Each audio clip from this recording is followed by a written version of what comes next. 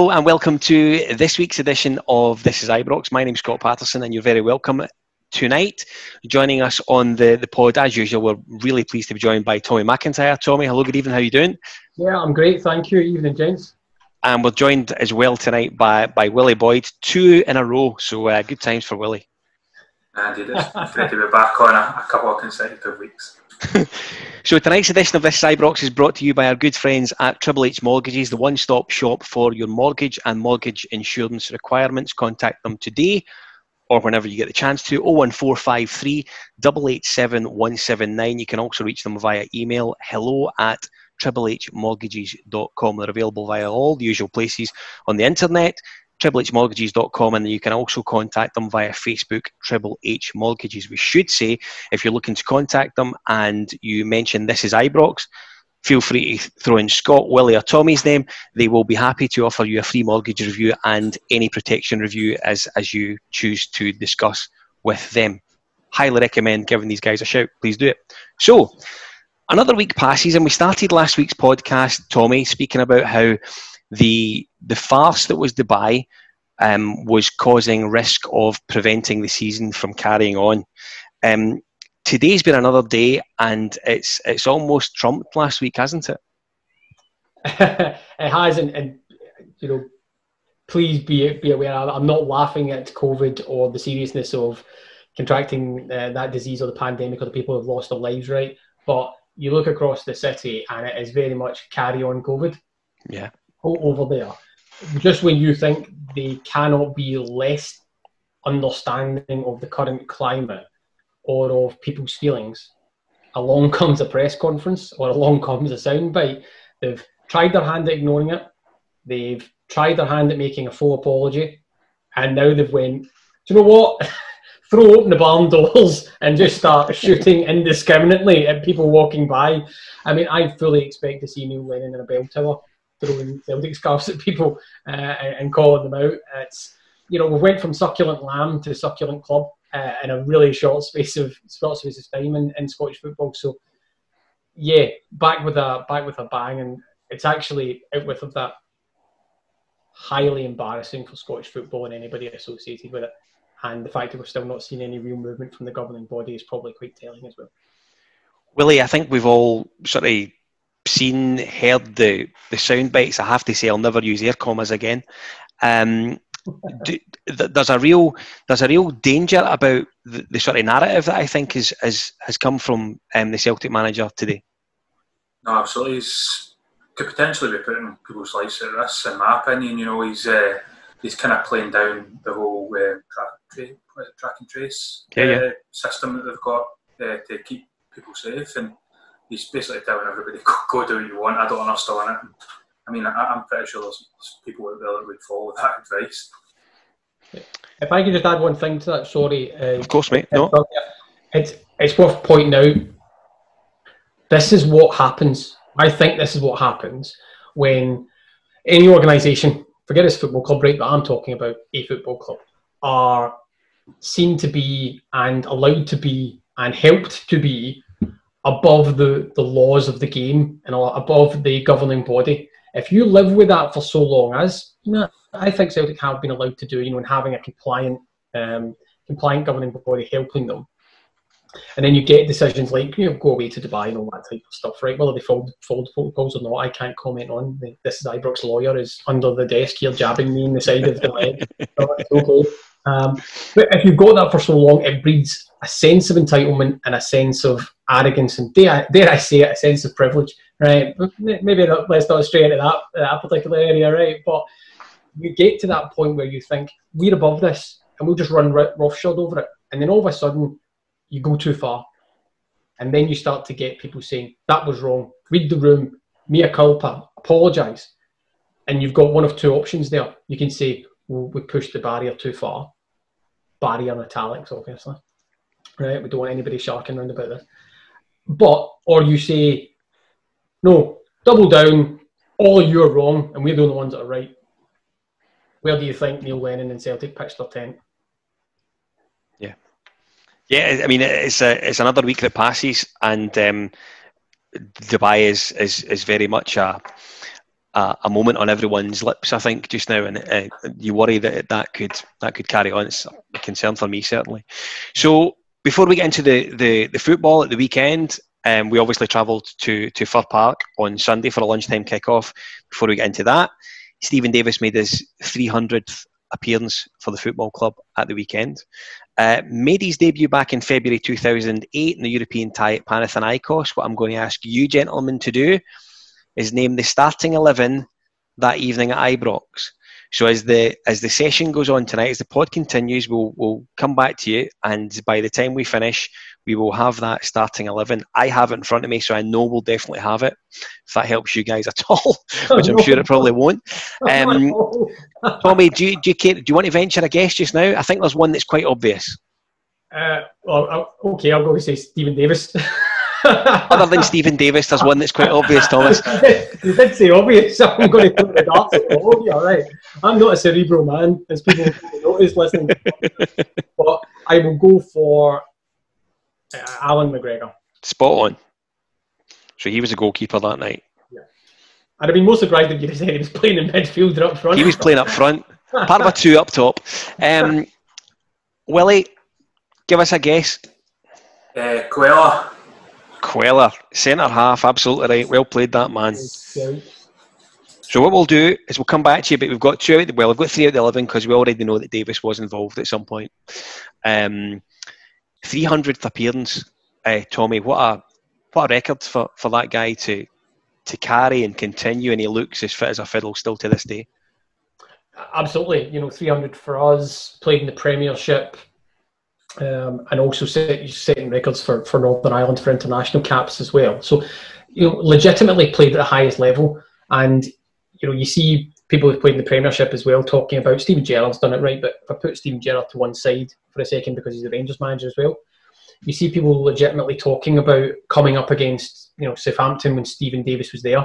And Stephen Davis was the guy they were always looking out for because he was a legitimate player, a really top-tier player.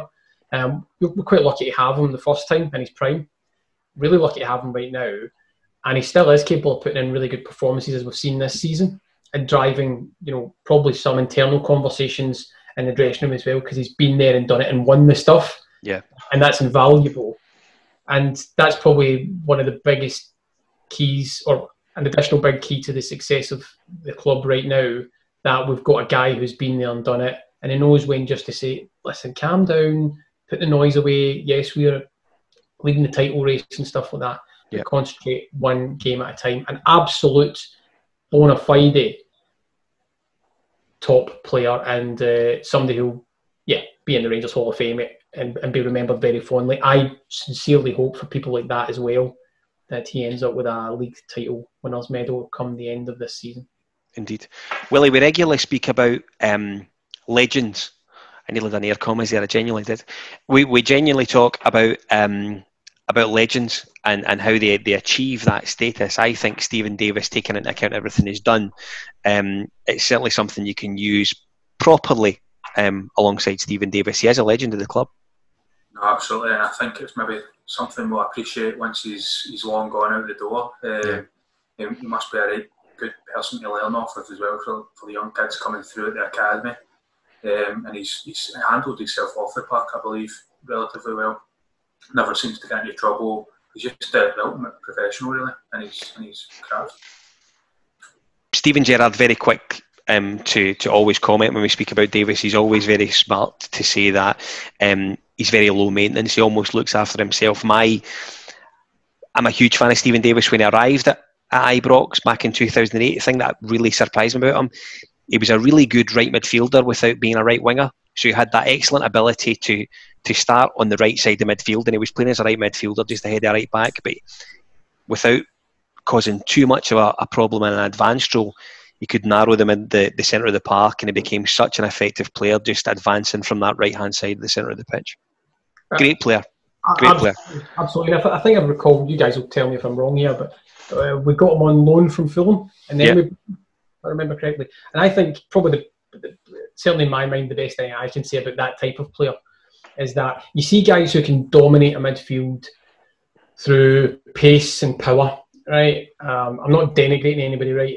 I'm not saying he's not an amazing player, but guys like Yaya Toure and Patrick Vieira had those attributes inbuilt as well. Yeah. Right? I'm not saying they weren't top players, because they absolutely were, right, before anybody jumps on me.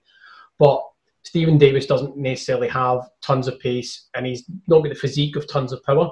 No. So the biggest compliment I can give him is consistently being able to dominate midfield using touch, his vision, and the brain. Yep. And that's the mark of a top tier footballer. He doesn't have to run all over the pitch. He makes other people do that, particularly the opposition. Yeah. And his ability to unlock, and we probably miss this sometimes in the, I do as well, I'm criticising myself, but in the rush to get more goals and always going forward, particularly in some of the European games where you get hit it up and stuff like that, his ability to bring a calmness to what is still a relatively young, squad and stuff like that in the back line, by just putting his foot on the ball, manoeuvring it round about, is absolutely invaluable. And I imagine every night Steven Gerrard thinks he's lucky stars that he's got a Stephen Davis to be able to do that, do it consistently, and doing it consistently come the money end of the season. Indeed. He'll certainly be someone who... Sorry, on you go, Willie. Oh, sorry, just to butt in here, but and as well, when he first came back on loan, I think a lot of people thought we had already seen the best of him. He was quite a kind of troubled start, so to speak. He wasn't really got off to the best of starts. I think it might have been fitness. He was playing reserve football, so it's not the same intensity. But now we're obviously getting the benefits of him. He get tossed in that night with Defoe at Kilmarnock away, didn't he? Yeah, he did. Yeah. It was probably a mistake that Steven Gerrard made, in all honesty. I know Defoe scored that night, but it probably wasn't the right place to drop in guys who had never played or hadn't played in a long time, hadn't played on that type of surface for a long time as well, I'd imagine. In those type of circumstances, I think Steven Gerrard has probably admitted that was maybe a selection blunder. Yeah. But you know what? You live and learn, and thankfully our management team do that. We certainly hope that Stephen Davis is one of the guys that is right at the front of the queue come May to collect that winner's medal. We certainly do. So we travelled to Fir Park on Sunday afternoon. Obviously, the team closest to us had failed to pick up really anything of any note on the Saturday afternoon, and we went to Motherwell. I think we went there reasonably confident. They've not long changed their manager. There's always a risk that you get a kick from said manager change. I thought Motherwell didn't really offer a huge degree of threat to us in the first half. We were really poor in the first half in the same breath, and they scored a really good team goal. I felt Devante Cole scored an excellent goal for Motherwell at the weekend, Tommy. The one thing that struck me about it was the sudden change in positioning from Liam Balogun. He looked like he was holding a relatively good position, and then just as Tony Watt goes to cross the ball, just takes a step out and leaves Cole behind him.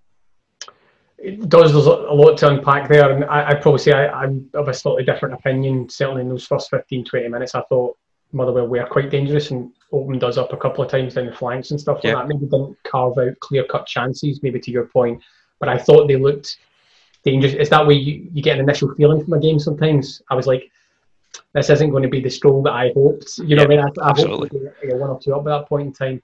Against these teams, I'm always looking to get the first goal, you know what I mean, to make them come out. Of course. Yeah, you're absolutely right. Devante Cole, who I thought had a really good game. Yeah. Even in the second half, when Motherwell were absolutely blocked by us, so to speak, I thought he still, lots of good running, good positions and all that. He actually had a kind of wee half-in chance the second half where he could have tried a lob and it didn't quite work out for him. But yeah, really good performance, really good goal. I think another Motherwell player was right behind him. I think you're right, absolutely, yeah.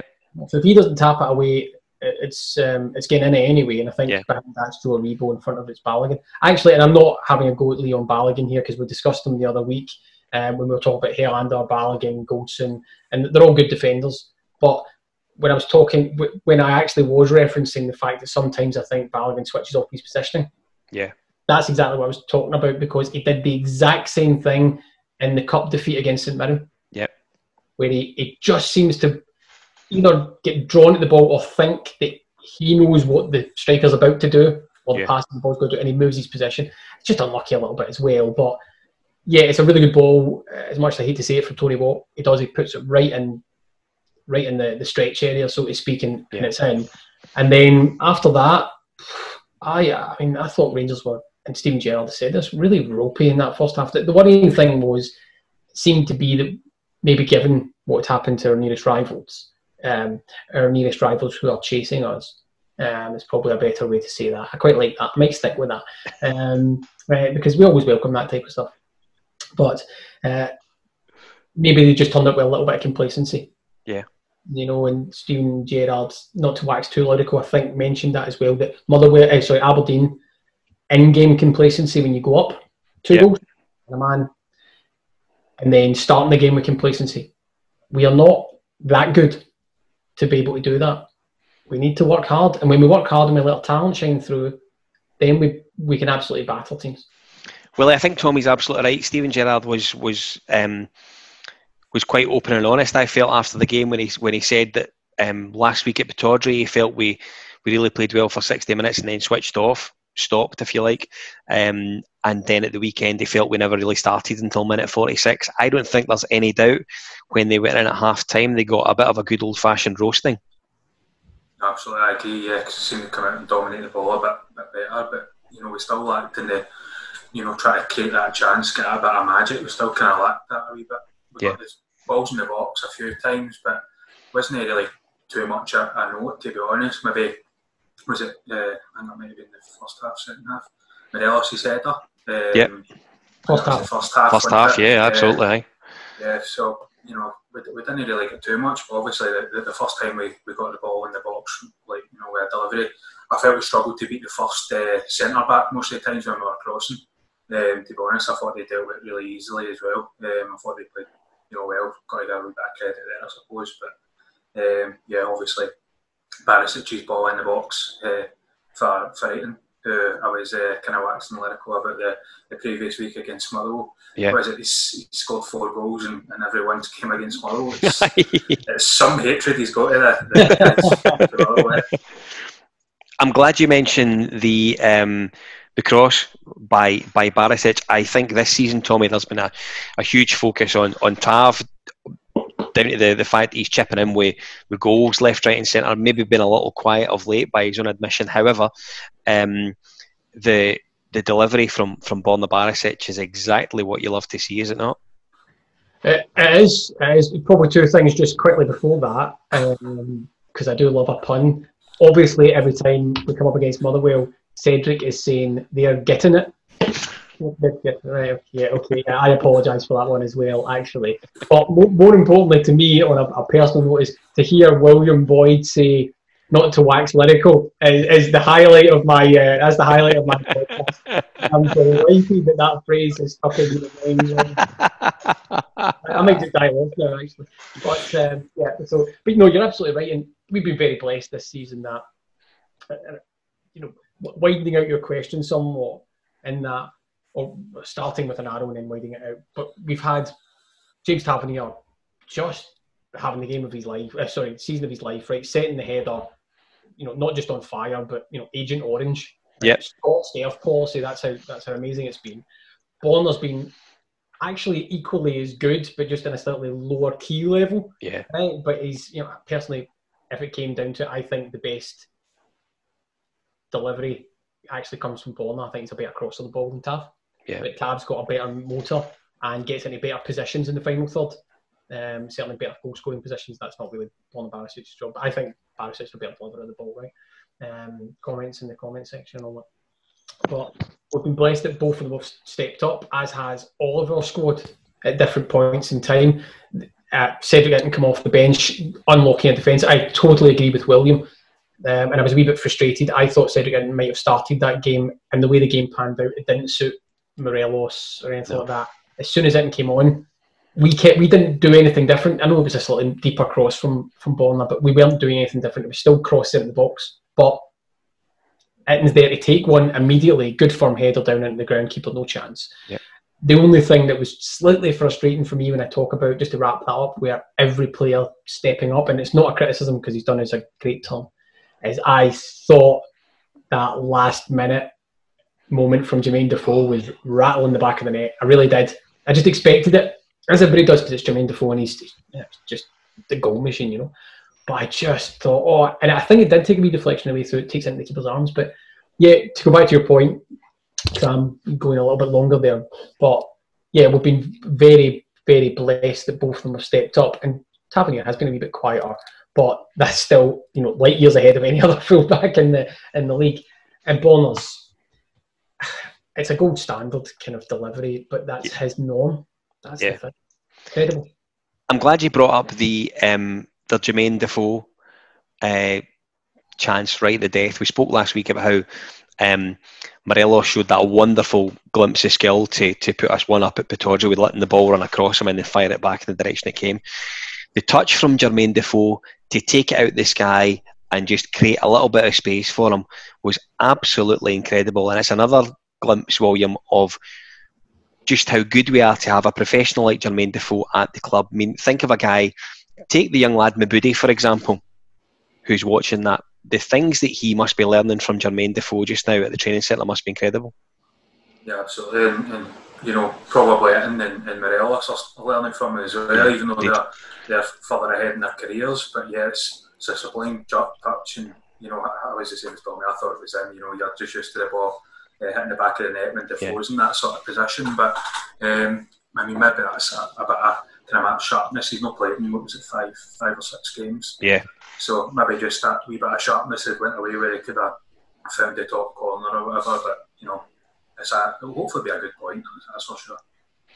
Tommy, it didn't quite happen for Hadji, Kent, and Aribo. I want to focus on the latter in particular first, if you can.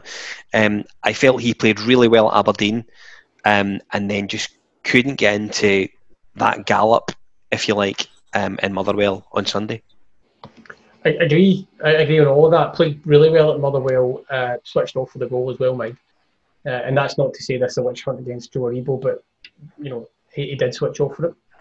And then I mean, middle to front, certainly in the first half at Motherwell, we let ourselves down. You know, I think Stephen Gerrard spoke about this as well. So we were just really passive. We played everything by and large in front of Motherwell, and it wasn't until the second half that I thought Aribo played a bit better in the second half. But the whole of the team still played a little bit within themselves. We could have won it quite clearly. I'm thinking some of the chances, you know, Tab's header that goes across the 6-yard line and nobody's there to tap it away. Yeah.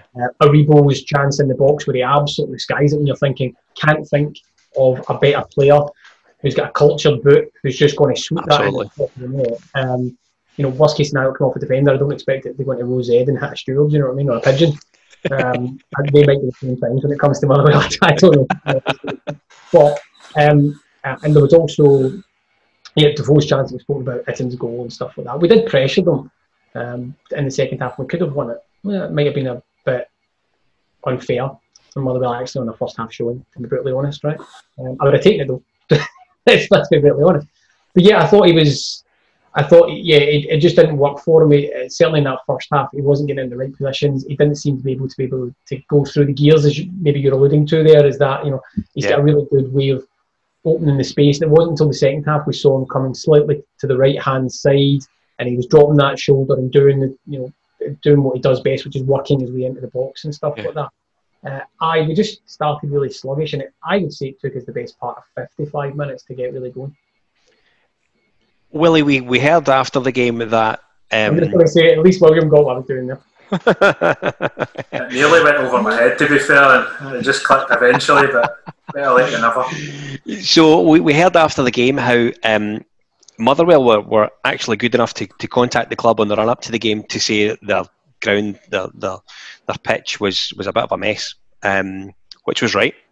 I just wonder how that affected the performance of guys like Kent and Hadji. They didn't have maybe a nice bowling green to knock the ball around on and really have the opportunity to play the way that they like to play. I think the condition affected just how much they could do in the 90 minutes.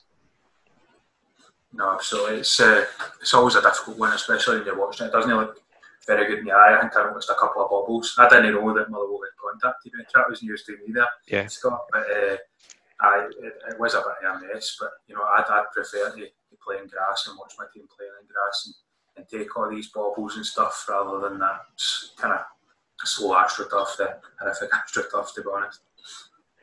Up and down the country, groundsmen that are out with pitchforks and JCBs trying to cut up their turf. Well, down at Kilmarnock, they're out with, I don't know, whatever it is you use to bend plastic. Setting fires. Setting fires. I think that's maybe just in Easter Road, but that's it. Yeah, there we go. Let's swiftly move on from that. So, Tommy, I want to stick with you on where we are currently. 11:30 on Sunday morning, we're 21 points clear, and we're in exactly the same position after the game. If someone had said to me mid-November that we would be sort of 75% of the way through January, still unbeaten, and 21 points ahead of our nearest rivals, you would have bitten their hand off at that point, would you not? Oh, yeah, at the elbow. Yeah, absolutely. Yeah, you'd have been said, even I would challenge any Rangers fan, even in their heart of hearts, if they'd have been told that story, they'd have went, I don't think we get. Come on. We might be ahead, we're building a good team and all that kind of stuff, but it won't be 21 points, even with the famous 3 games in hand and all that type of stuff. And only have conceded, 7 goals? Yep. 3 of which I think been against Motherwell. Although one was an OG, maybe. I think George doesn't count. Well, George Edmondson's, yeah, exactly. yeah, he doesn't count. But it just and I think in the games that we've conceded, they've ended up turning into draws. By and large, apart from the Aberdeen game, can't think of it. It was 2 Easter Road draw. Yep. Motherwell. Oh well, actually, we beat Motherwell at Ibrox as well. Obviously, I was Yep. conflating the 0-0 with Livingston there. But because with teams like Livingston, I just think we give them a goal a start. But that's just a conceptual thing. But nobody would have believed that narrative. I don't think Scotland can believe that narrative, to be honest. And there's some people really struggling with that at this moment in time, and we'll see some really bad behaviours between now and the end of the season. I think if that continues, I have to say some of the outpouring of angst from even Rangers fans after one each draw that keeps you 21 points. I mean, another game closer to the end of the season, which our rivals have cycled through as well, and we've lost no ground. We've maintained 21 points. I mean, if that happens, if we just mirror Celtic's results from now to the end of the season, we win the title. Yeah, so absolutely. I mean, it's a wee bit of angst that wasn't required in that, we haven't stretched the league even further. Yeah, it's another unbeaten game. It's another point. We've lost no ground, and therefore it's a good news story. So, let's all just keep the head a little bit. There'll be other points dropped, I imagine, between now and the end of the season. We might even, God forbid, get beaten by somebody. But it's not about that. It's not about individual games, although we're taking them individually, and the management team are reinforcing that to the players and therefore to the fans. Individual games, yes, one at a time, but it's not about that in and of itself. It's where we end up in the numbers come the end of the season. And I will take any defeats, I will take any draws, I'll take any bad performances if come the end of the season somebody says to me, "What are you doing for the title party?" Absolutely. Absolutely. Willie, Tommy's absolutely right. Some of the things that you were seeing on social media after the game, it was like we'd went to Fir Park and been cuffed. I thought in many respects there was a mood change, and I don't know if that's because almost ironically we've become so used to maybe winning so far, and winning is comfortable is what we've done. I think a lot of people are forgetting that over Christmas and New Year, for all we were winning, it wasn't particularly pretty. We grinded out a few results there.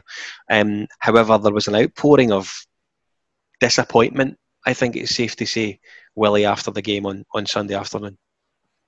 Yeah, absolutely. I've seen a few of the comments myself, but as you said, there were a lot of similarities to the performances for the start of December. There really was.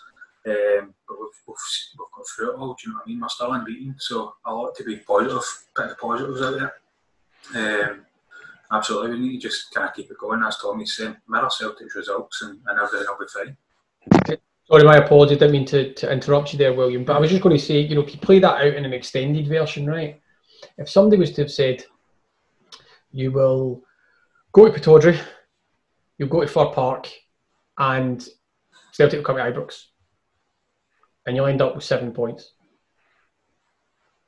I don't think there's. I don't think with any permutation, right? But you'll end up with 7 points. I don't think there's many Rangers fans, including those ones who were maybe reacting on social media. And I get that, we're all desperate. Well, I do get it, right? But I don't think anybody would have knocked that back. 7 points from that wee mini block of fixtures. Yeah. When you went away, you don't need to play. I don't think we need to play Motherwell again, or maybe once more they have to come to Ibrox. Well, no, that's them done, I think. And we don't need to play Aberdeen again. Maybe Ibrox if they're in the top half. If they finish top 6. Yeah, I mean outwith of. Sorry, you're absolutely right in that case. Yeah, outwith of the ludicrous Scottish split, right? Still to get to the top 6. Well, exactly. You know what I mean? We just need to maintain our position in there. Nobody would have knocked that back. Simple as that. And like I said, there's going to be other. I think Scott and William, your points are absolutely spot on there in terms of the performances have not been great. The difference is we are getting over the line, and by and large, we wasted 45 minutes and managed to salvage a point and could have won it at the end, right? But managed to salvage a point which, in the wider story, as a line in itself in the storybook, isn't sexy. But in the wider story says you lost no ground and you're a step closer to the end of the fixture list. That's it. That's all we need to do. It's in our hands and we've lost no ground. Do not be concerned with that. Be concerned with probably the more component parts, which is the players have had a bit of a kick up the backside because they went to Fir Park and wasted 45 minutes. Absolutely. Tommy, sorry, Scott. It's okay, buddy. You said it as well, Scott, and Tommy, after the draw against Livingston, there were probably even more a reaction then because it was slightly tighter. Absolutely. You guys have said, at the end of May, who's going to remember the kind of results? Maybe we'll be too busy with champagne and whatnot. Absolutely. Hopefully. And I think Steven Gerrard was actually quite quick. And you've alluded to it yourself tonight, Tommy, that Steven Gerrard, I think, stopped short of saying he doesn't expect us to go unbeaten this season. He doesn't expect us to sort of win or draw what's left. He maybe, I'm sure he doesn't expect us to get beat, but I don't think he'd be particularly surprised if we do have a slip up between now and whenever we call the season. Yeah, absolutely. I mean, take one immediately off the shelf, right? And as much as it pains me to say it, and I can laugh about it because we got the result, but the game at Ibrox, Celtic were better than us. And you could legitimately say, oh, we could have won that. They might have another performance like that, maybe at Parkhead or wherever, right? They could maybe get a draw, or they could potentially beat us. Anybody in the league could potentially beat us. We had a bad night in the Cup, for example, and St Mirren beat us, right? Yeah. And when something was on the line, something really tangible. So our players need to be really careful that they don't switch off and they don't buy into the bigger narrative which is being pushed onto them, which is we're playing really well and we're grinding out stuff, so it will happen for us. We still need to make it happen, and then just get over one hurdle at a time. And if you just do that, before you know it, the maths, as I like to say, obviously, the maths is coming beside you and went, handshake. Now I agree with you, you win the title. And once that happens, nothing can change it. I don't particularly care if we get the numbers on the board early and then that's it, you've won the title, and then we get beat for 5 or 6 games running into the end of the season. I couldn't give a monkeys. Yeah. Play the stewards and Broxy Bear and go, for all I care, as long as I know that the title's coming back to where it belongs to be, which is Ibrox, right? And it knows that it's got a nice wee soft place in the trophy room and it's back amongst friends and the other trophies, and it knows it can pop into the blue room anytime it wants because that's where it belongs to be. So that's it. Let's just all... The only thing I'd add to that is I think some of the social media stuff was driven, and some of maybe that angst was our nearest rivals were in a really bad place and they dropped another load of points, and I think people just thought that was it. We just needed 3 points and that was the title. Yeah. And then when it didn't happen, it was you couldn't deliver for us. This team have delivered enough. They just need to keep delivering in line with what our rivals are doing, and we will win the title. Let's keep that at the forefront of our minds. So we started the podcast this week about Stephen Davis and how he had made his 300th appearance at Fir Park at the weekend. And I've asked the guys to name the starting 11 that night at Ibrox when we played Panathinaikos in February 2008. Now, so far, I think Tommy suggested that Stephen Davis started that night, which was a wonderful part of volunteering on his part. He also then said Alan McGregor, which was right. Willie Boyd suggested Carlos Cuellar, which was right. Thomas, do you want to give me two more? Well, yeah, I think I can actually give you two more as well. I've been trying really hard here, so I'm going to keep with the Spanish connection of Nacho Novo, who I'm certain did start. Played up front on his own. I think so. Came off the bench in Greece, but started at Ibrox, if I recall correctly. Indeed, so, give us one more. And here, I watched this for a shameless plug as well. Because I interviewed him and we discussed it, David Weir. I'll be honest with you, I thought if he doesn't get David Weir, there's going to be something seriously wrong with this game. Yeah, there we go. David Weir and Carlos Cuellar were the centre-half pairing that night. You're absolutely right. They certainly were. Willie, give me two. Well, you gave us a wee bit of a clue, I think, when you were unintentionally. Davis, who used to play on the right side quite a lot, so I'm assuming he played there that night. He did, and yes. I'll go for the midfield then, but it's probably going to be horribly wrong after this. We bit McCulloch. Lee McCulloch was in the midfield. He absolutely was. Give me one more. Thompson. No. And yet. Could I chuck in one then to see if I can answer, Williams, or do we need to leave it to later? No, I'm listen, what I'll do is, just because it's you, Tommy, and I like you, I'll let you have... Go lying on camera now. I'll let you say one more, and then I'll tell you what the formation was, and then we come back to it, because I think when I give away the formation, one player will become really quite obvious. So you go away your last guess. Well, and it was Williams maybe just put it in my mind there that given Davis was on the right, I have a feeling I think I know who was in the middle, but that frees up the left, which means I'm going to go for Charlie Adam. Spot on. Yes, Charlie Adam. So what we've got so far, McGregor was in goals, right back to be confirmed, David Weir and Carlos Cuellar centre-half pairing, left back to be confirmed, one defensive midfielder to be confirmed, Stephen Davis right mid, a centre midfielder to be confirmed, who I thought we would have got straight away if I was being perfectly honest with you. He played alongside Lee McCulloch, and Charlie Adam was playing left side, and Nacho Novo played through the middle on his own. So 1, 2, 3, 4 to get, and we'll come back to that so you can think about it. I love doing this because I've got it in front of me. Lucky you. I'm definitely struggling for at least one of these, and I think I've got one that, like I said earlier, it's either a great shout or it's a right, Tommy, it's time to close the laptop and go home.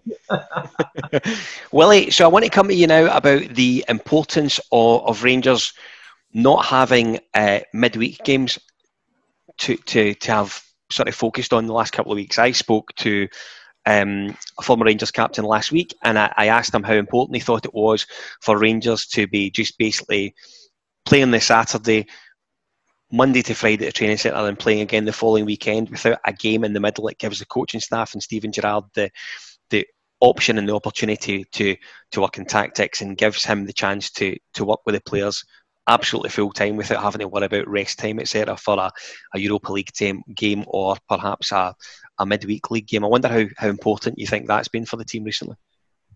No, I think it definitely is important. You know, whether it's an extra day's rest, an extra day's doing, the drills. It should be beneficial for the team. I mean, I think it was in December. I've not got it to heart, so maybe I'll admit it. But I think it was like 11 games in about 37 days. Yeah. Something like that through December. So obviously that's going to take a slight toll. And now hopefully we've had that. Was it the past 2 weeks? I think we've not had the midweek game. I think this is our last week, full week to the run into the next game. So I think hopefully we'll start seeing the benefits of it in the performances. Eventually getting up to what we all want to see and make things a wee bit easier for the Hearts.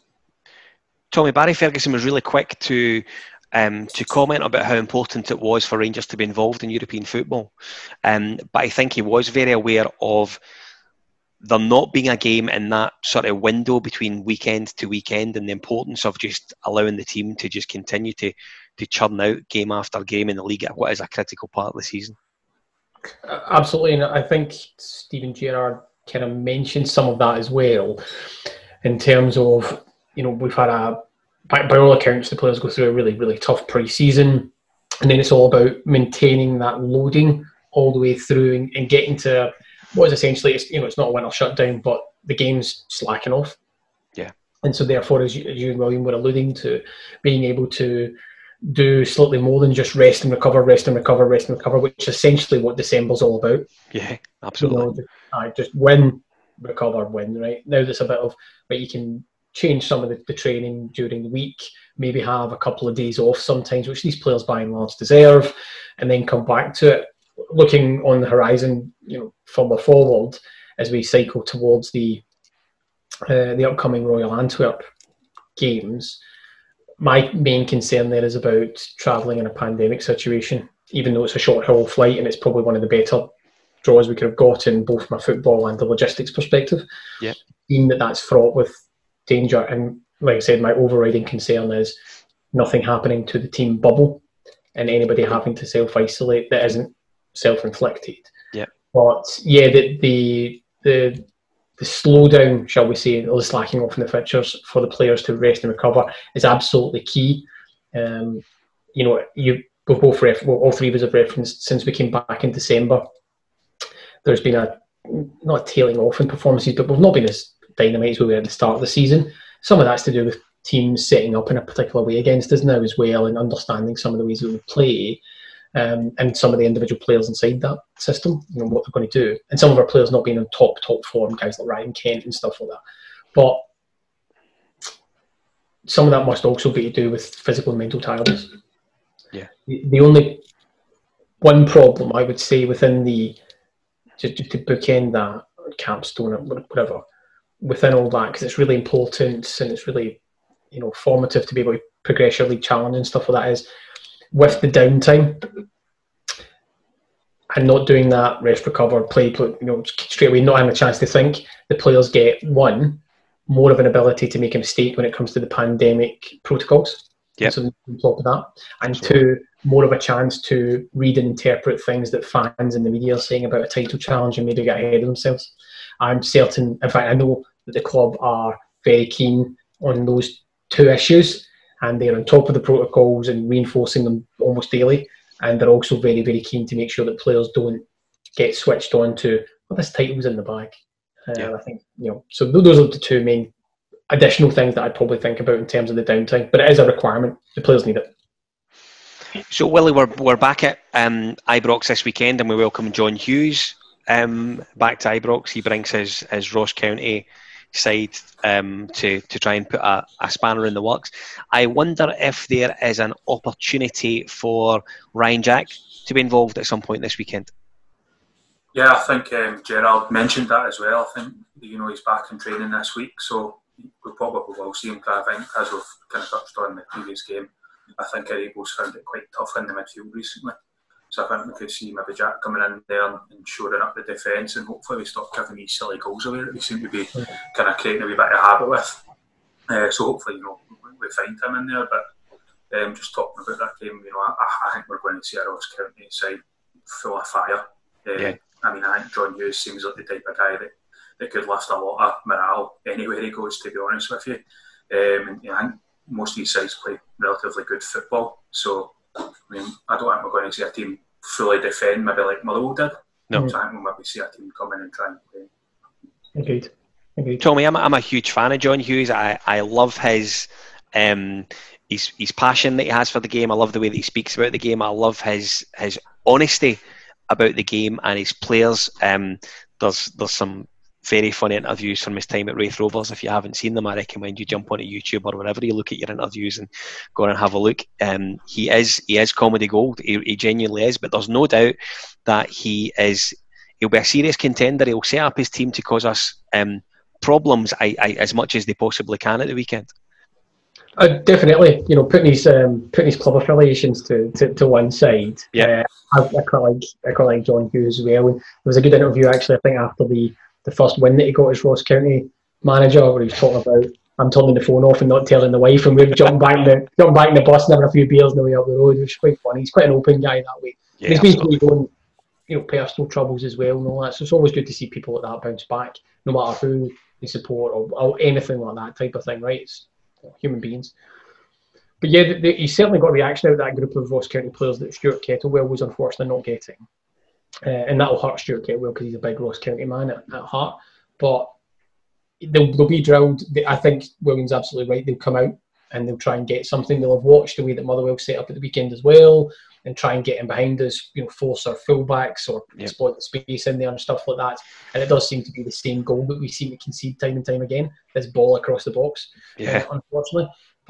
And so teams are obviously exploiting that. But yeah, they'll be fired up. He knows his stuff in terms of setting the teams up.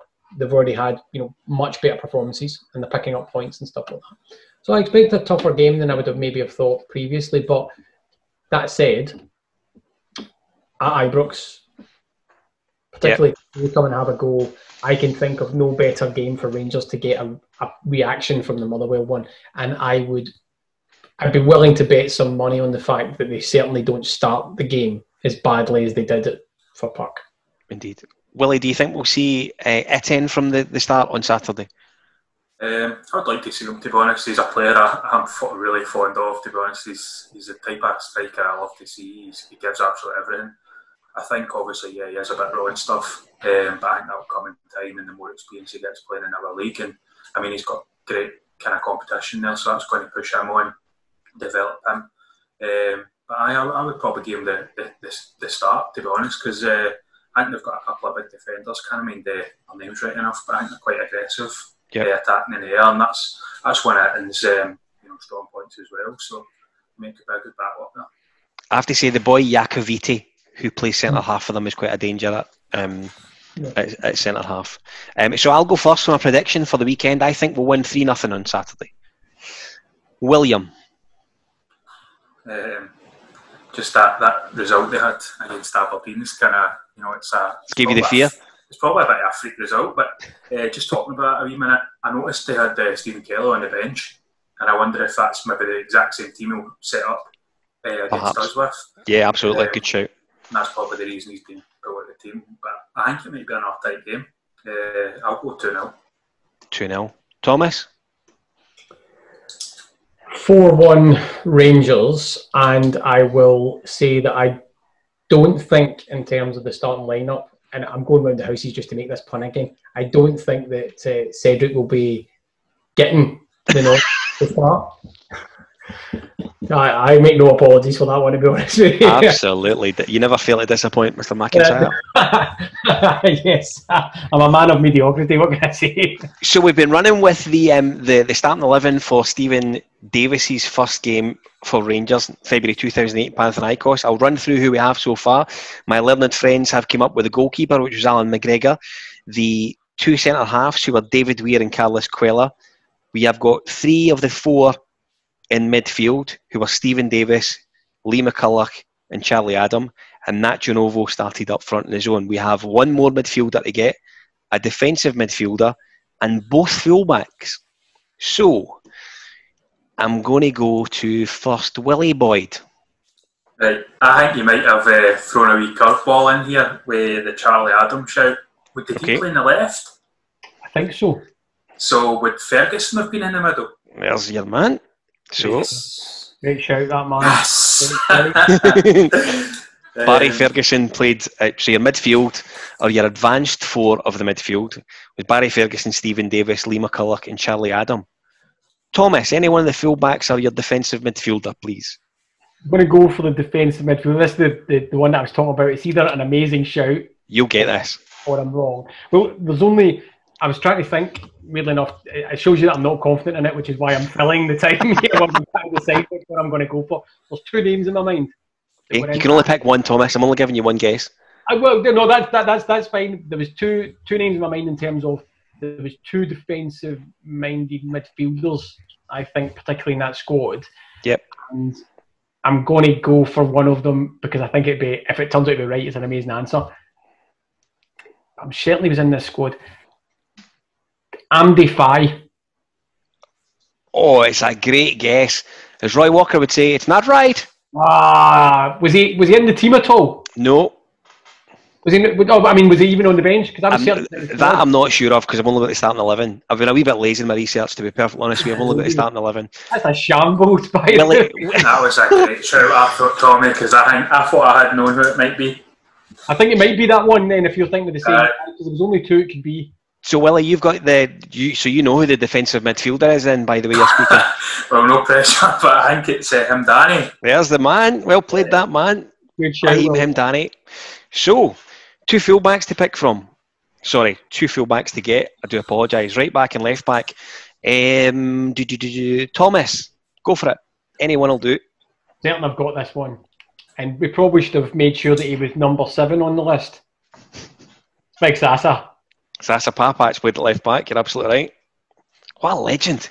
Sasa Papac. Goodness me. What a guy. What a guy. Just nice and quiet as well. Just got on with his job. Absolutely. Quite happy to be there. Willie, so there's one to get. Don't let us down. Who was right back that night? A wee bit of pressure. I think I might know who it is. I think he's played there a few times. He's no... Well, I think he was a bit of right back sometimes, but Broadfoot. Kirk Broadfoot is the answer. Well played. Well done. William. Got there in the end. So to recap, your starting 11 that night was Alan McGregor in goals, a back 4 of Kirk Broadfoot, Davy Weir, Carlos Queller and Sasa Papac, Brahim Hemdani holding, Stephen Davis right mid, Ferguson and McCulloch, Charlie Adam playing on the left side, and Nacho Novo up front on his own. Brilliant.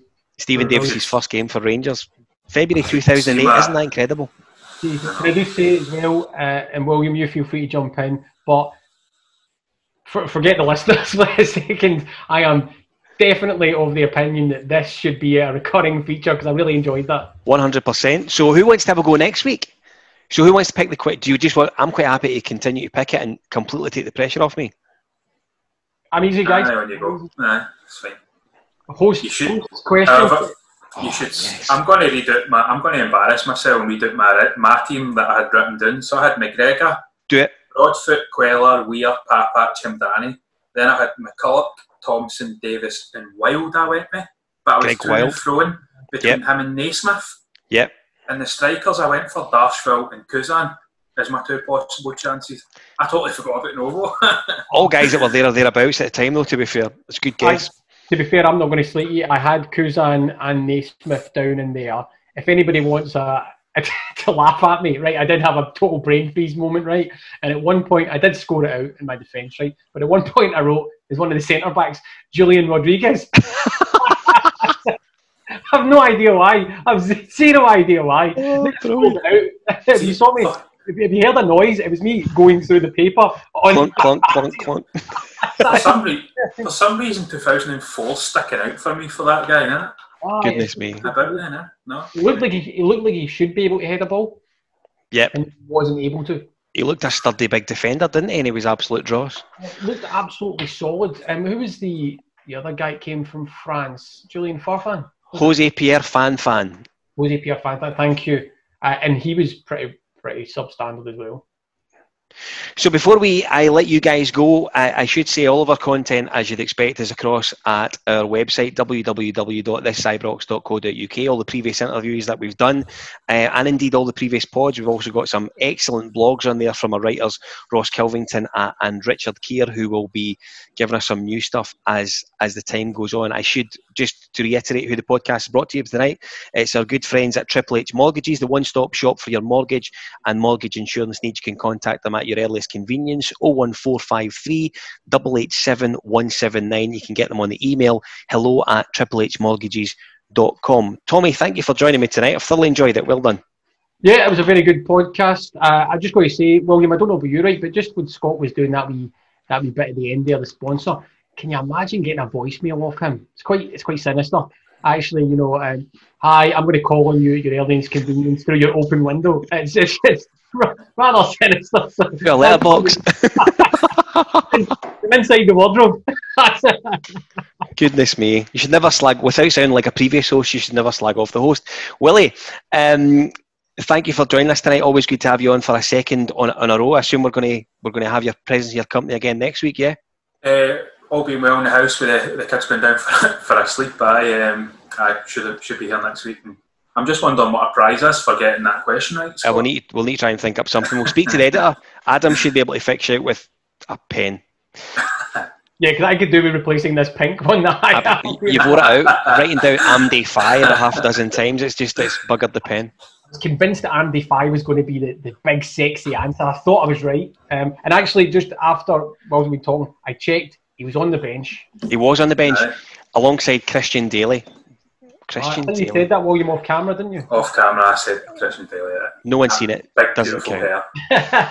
So this has been This Is Ibrox. You're more than welcome to check us out on YouTube. By all means, subscribe and leave us a very positive rating if you don't mind. It's been a real pleasure. Thank you for joining us.